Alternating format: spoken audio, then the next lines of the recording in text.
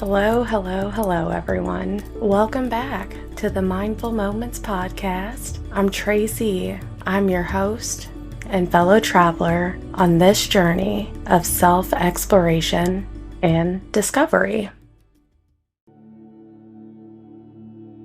If you're just joining us in this series of quantum consciousness, I want to give a little bit of a recap. And of course, as always, I encourage you to go back and check out our 4 episodes that we've already released within this series. But in our last episode, we took a wild and super fun ride through quantum realities and multiverses. And we did a little bit of talking about the many worlds interpretation and its implications for our consciousness. And for today, we're going to shift gears a bit, and we're shifting into a discussion that's more about the more personal aspects of this whole quantum consciousness series. And this topic is on quantum entanglement. And quantum entanglement is absolutely like one of my favorite topics within this topic, within the broader conversation of quantum consciousness. And if you have absolutely no idea about any of this or what I'm talking about,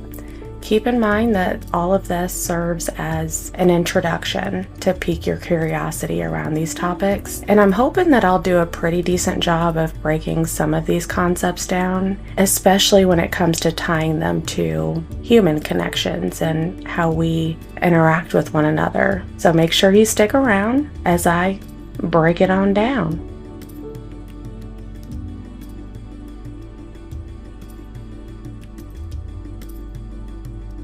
Okay, so to get us started, first I want to start out with a visualization.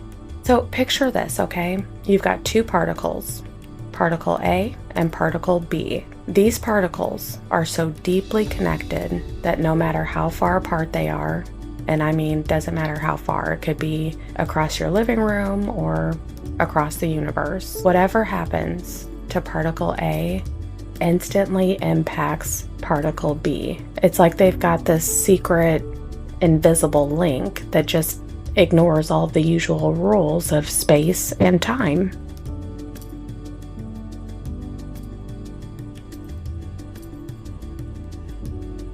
And the thing is, this whole quantum entanglement concept might sound a bit like science fiction, but it's a real phenomenon in quantum physics. Albert Einstein, in all of his infinite wisdom and genius, he called it spooky action at a distance. These entangled particles stay connected, sharing information instantaneously, no matter the distance.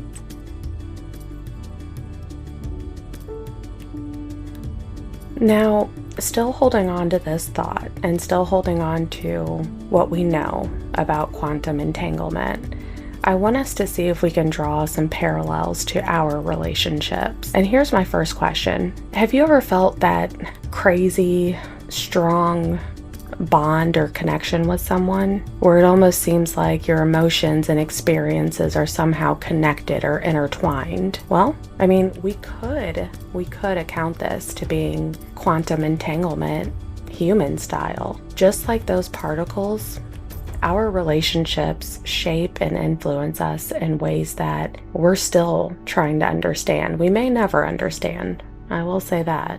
But think about that.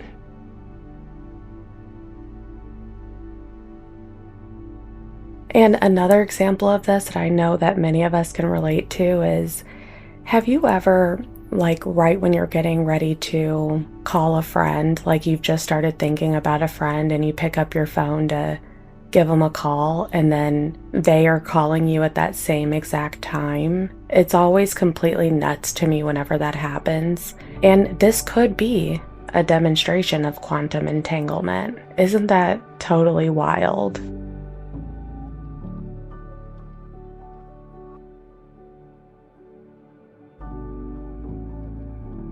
And continuing on as we reflect on this, think about your relationships for a second. Think about a good friend or family member, maybe a coworker, could even be a perfect stranger. How do you experience interconnectedness in your own life? Is there someone with whom you feel an unexplainable, almost mystical bond.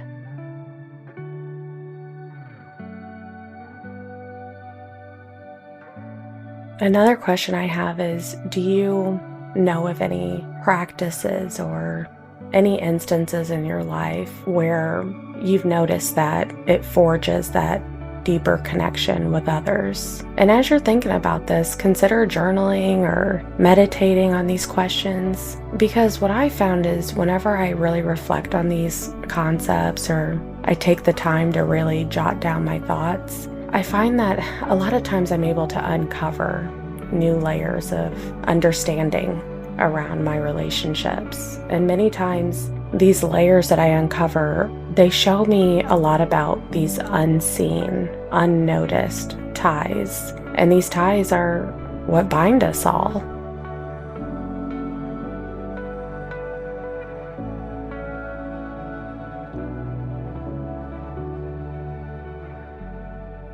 Okay, so now what I want us to do is I want us to talk a little bit about how we can make these connections even stronger. And I'm going to share a few mindfulness techniques and exercises, and I'd like you all to give them a try. And keep in mind that these are practices, so of course, you'll have to practice them.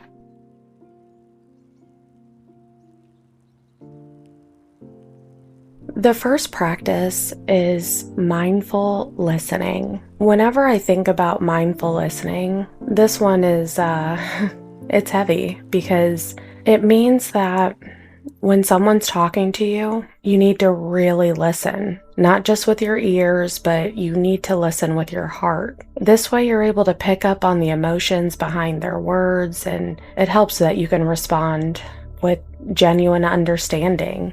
You can respond from a place that is you. And the results of those interactions are typically so much higher quality than the ones where perhaps we're scrolling on our phones while we're having conversations, or our minds are preoccupied with our to-do lists and other things that we're thinking about at the time. So mindful listening is one that I'm always practicing, continuing to practice, and that might be the case for you too.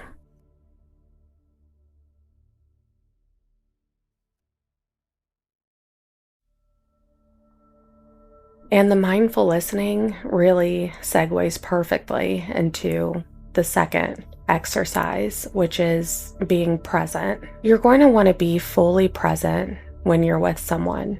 So like I said, you're going to want to put the phone down. You want to shut out as many distractions as you possibly can and focus on the person in front of you. And it's amazing that this is such a simple act, but it really can work wonders for your connection, your relationships, and the way that you show up just on the daily, just on the reg.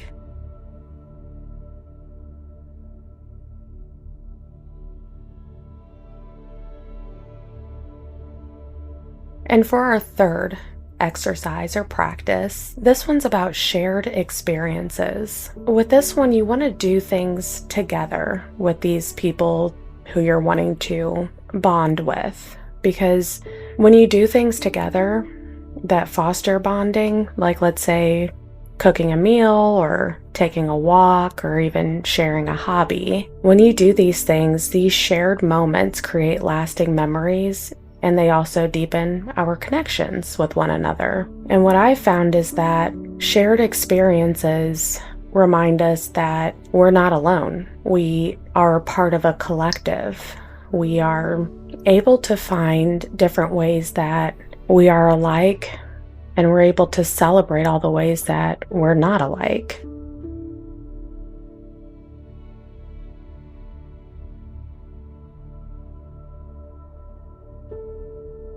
And for the fourth and final practice, you're going to want to exercise empathy. So when you do this, you're trying to see the world from the other person's perspective.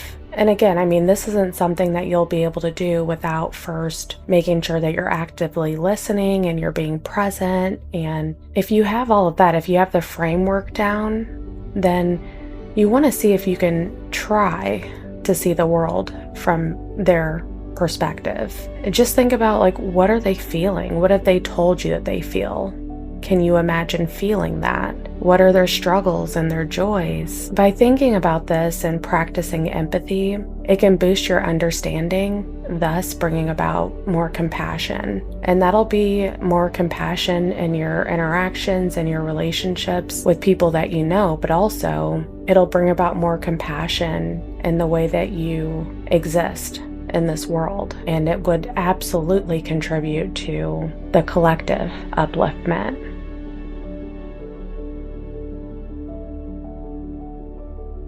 Okay, so we've tackled a lot in this episode. We've definitely tackled a lot.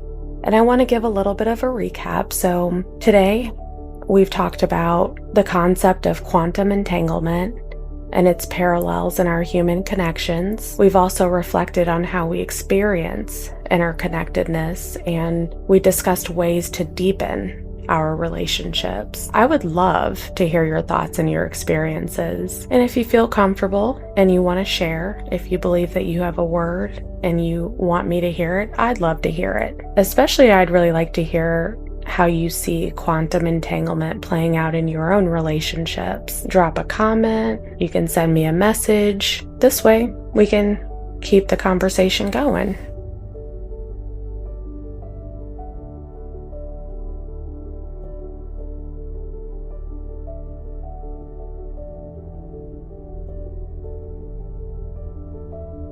Thank you all so much for joining me today on the Mindful Moments podcast. Until next time, be here, be you, be now.